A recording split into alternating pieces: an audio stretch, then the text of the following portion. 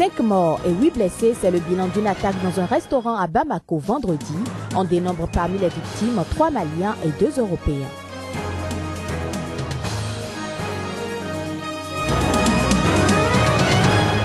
Au moins 58 morts et 139 blessés, c'est le bilan des 3 explosions qui ont secoué Maïdougouri dans le nord-est du Nigeria, des attentats attribués au groupe Boko Haram.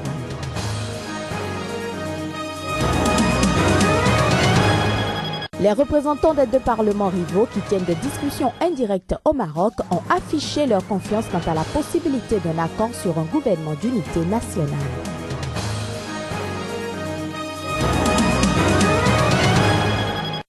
Nouveau rendez-vous de l'information sur Sika TV. Bienvenue à toutes et à tous. 5 morts et 8 blessés, c'est le bilan d'un attentat perpétré dans la nuit de vendredi à samedi dans un restaurant à Bamako. Au nombre des victimes, on dénombre à 3 Maliens et 2 Européens selon un dernier bilan de sources hospitalières. C'est ici, au centre hospitalier universitaire Gabriel Touré, que sont soignés les rescapés de l'attentat de Bamako. L'un d'entre eux y a succombé, portant à 5 le nombre des victimes de cette tuerie survenue dans la nuit de vendredi à samedi. Vers minuit, nous avons commencé à entendre des détonations d'armes et les gens se sont mis à courir dans tous les sens. Certains disaient que ce sont des vagabonds, puis non, que ce sont des rebelles. Quant à moi, je n'en sais rien. Nous avons entendu le bruit des armes. On a commencé à fuir.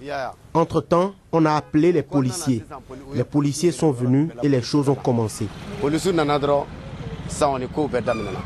3 Européens, dont un Français et un Belge, figurent parmi les victimes de cet attentat que le président François Hollande a dénoncé avec la plus grande force. Il entend offrir l'aide de la France au président malien pour faire la lumière sur cette affaire. La grande ville de Maïdougouri, où est né le mouvement Boko Haram dans le nord-est du Nigeria, a été secouée ce samedi par 3 explosions attribuées aux islamistes. Ces explosions ont fait au moins 58 morts et 139 blessés. Des détails. La première explosion a eu lieu dans la matinée lorsqu'une kamikaze a actionné sa ceinture d'explosifs sur le marché aux poissons Baga. 1 heure plus tard, une autre explosion a frappé un second marché de Maïdougouri, faisant des ravages et semant le chaos. Une 3e déflagration a touché un parking situé à côté d'une gare routière bondée. Le bilan des 3 attentats fait état d'au moins 58 morts, dont plusieurs femmes et enfants, et de 139 blessés. C'est dans ce contexte que l'armée nigériane, très critiquée pour n'avoir pas su juguler l'insurrection islamiste dans le nord-est du Nigeria, a annoncé avoir repris un certain nombre de villes à Boko Haram ces dernières semaines, aidée par l'intervention de soldats de pays voisins comme le Tchad. Ces combats se déroulent à 3 semaines des élections présidentielles et législatives du 28 mars, élections qui ont déjà été reportées une première fois pour des raisons sécuritaires. Boko Haram a juré d'en empêcher la tenue.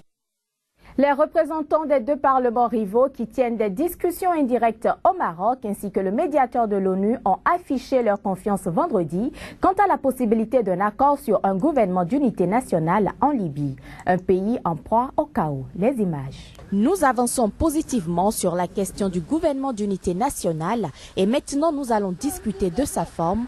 Ainsi se prononce Chérif El Wafi du Parlement reconnu par la communauté internationale qui siège à Tobrouk dans l'est de la Libye depuis la prise de Tripoli par Faj Libya, une coalition de milices. Lors d'une conférence de presse à Rabat, l'émissaire de l'ONU Bernardino León s'est aussi voulu confiant. Il avait indiqué auparavant que les arrangements sécuritaires devaient ouvrir la voie à la nomination d'un gouvernement.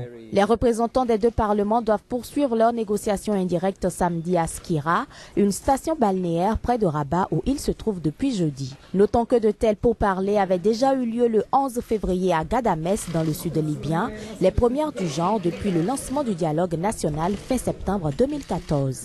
En proie au chaos depuis la chute du colonel Mouammar Kadhafi en 2011, la Libye est le théâtre de combat entre les différentes factions mais aussi entre des milices et les forces pro-gouvernementales. Le gouvernement libyen reconnu a de nouveau demandé mercredi au Conseil de sécurité de l'ONU d'assouplir l'embargo sur les armes afin de lui permettre de mieux lutter contre les djihadistes. Deux anciens amis politiques de Robert Mugabe, évincés de son parti fin 2014, défient en justice le vieux président zimbabwéen. Ils estiment que le congrès de décembre dernier était illégal. Ce congrès, on s'en souvient, a reconduit Robert Mugabe à la tête de sa formation politique et désigné son épouse Grace comme chef de la branche féminine du parti. Voici les détails. Rugare Gombo, ancien porte-parole de la ZANU-PF, épaulé dans sa démarche par Didymus Mutasa, lui-même ancien secrétaire administratif du parti, souhaite que le tribunal invalide le dernier congrès du parti au pouvoir au Zimbabwe. Selon eux, le congrès de décembre dernier qui a reconduit Robert Mugabe à la tête de la ZANU-PF était illégal et ne respectait pas les procédures. Ils estiment que ce congrès s'est tenu en violation des règlements du parti et de la Constitution, car beaucoup de gens y ont été victimes de suspension au mépris de la procédure normale sans être traduits devant un tribunal ou un comité.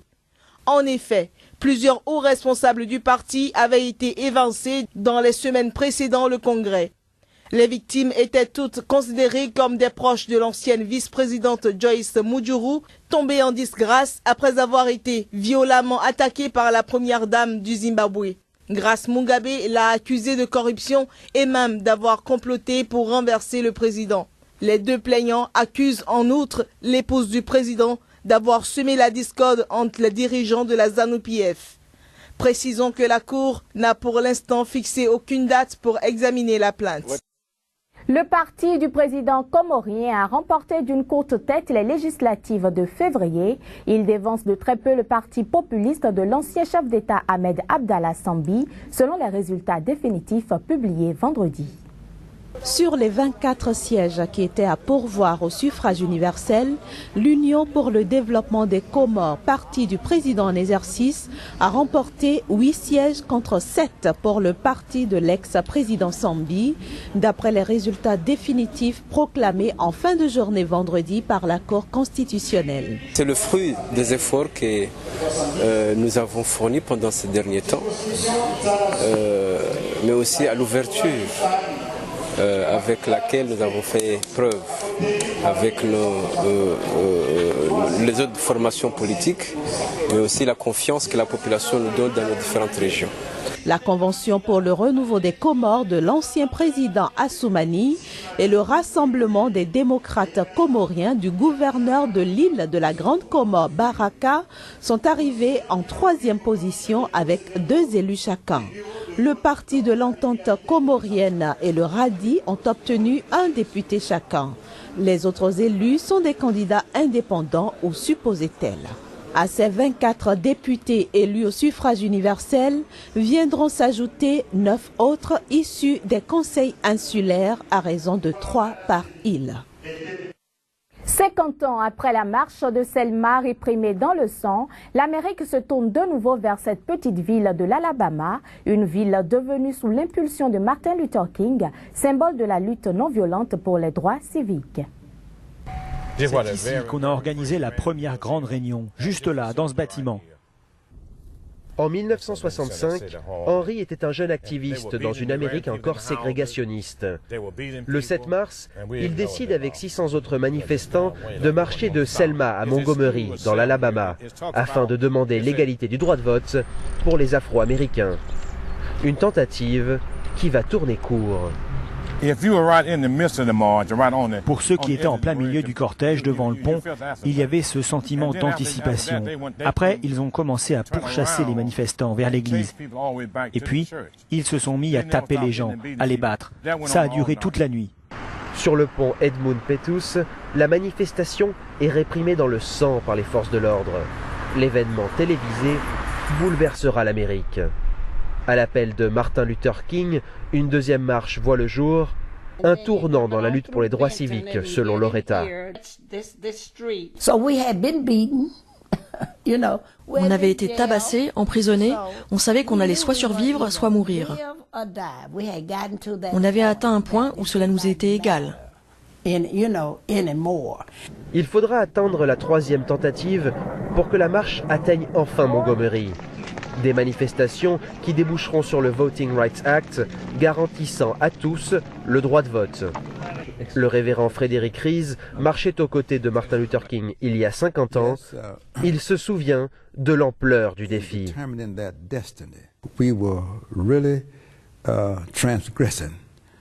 Nous allions vraiment à l'encontre des idées établies, des habitudes de supériorité. Et le fait que certains venaient remettre ça en cause, c'était vraiment un événement.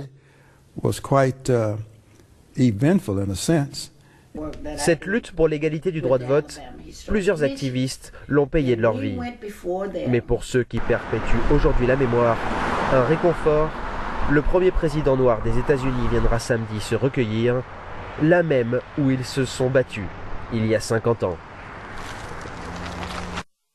Direction Ouagadougou, la capitale burkinabé qui continue de vibrer au rythme du FESPACO. Avec notre correspondant sur place, Claude Ramba, nous vous invitons à découvrir l'ambiance qui y prévaut les nuits. Toutes les nuits depuis le début du festival, le siège du FESPACO semble être la destination privilégiée. Le lieu est pris d'assaut par les populations et les nombreux festivaliers. À l'entrée, il faut passer par le dispositif anti-Ebola et tout le monde ne suit plus au nettoyage des mains avec du liquide hydroalcoolique. Bienvenue au FESPACO 2015. Ici, l'ambiance est carnavalesque. Les soirées au siège du FESPACO, c'est également la gastronomie. Ici, on vient entre amis pour manger, boire, danser et suivre les concerts en live. Jusque là, j'ai pas suivi de film, mais je suis là tout le temps pour m'amuser. Ça va, je suis content, j'apprécie quand même. C'est l'aspect festif même qui est vraiment intéressant ici. Voilà, quand tu viens, tu te sens quoi. Je sais pas, c'est le monde, comme tout le monde est ambiant, donc c'est intéressant. Nous sommes venus ici parce qu'il y a du show, on veut nous amuser ici quoi. C'est la raison pour laquelle nous sommes venus. Et puis il y a des artistes maliens aussi qu'on préfère venir voir parce que nous aussi nous sommes des Maliens. Tous les soirs, le FESPACO offre un plateau artistique avec toutes les sonorités du moment. Des artistes en herbe aux artistes les plus confirmés, des humoristes aux artistes et chanteurs, tout le monde y passe pour le plaisir des festivaliers.